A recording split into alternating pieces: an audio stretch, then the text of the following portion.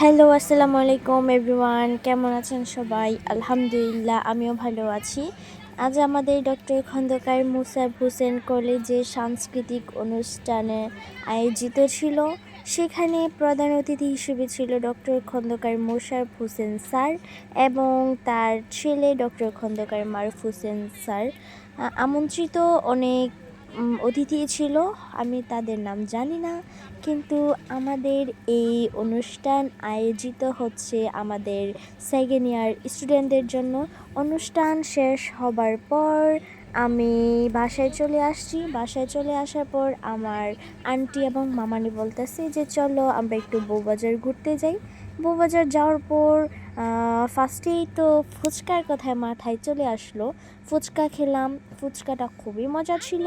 ফুচকা খাওয়ার পর সামনে একটু হাঁটতে গিয়ে দেখি একটা রেস্টুরেন্টে যাওয়ার পর চারপাশে পরিবেশটা এত সুন্দর ছিল। তারপর কিছু একটা খেলাম, খাওয়ার পর বের হলাম। বের হয়ে বউবাজারে একটু সামনে একটা ব্রিজ আছে, ব্রিজে গেলাম।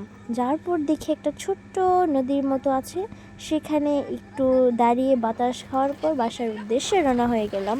বাসায় আসার সময় বউবাজারের দিকে বাড়াগাঁয়ের ব্রিজের নিচেই রাস্তাতে এত সুন্দর ছিল।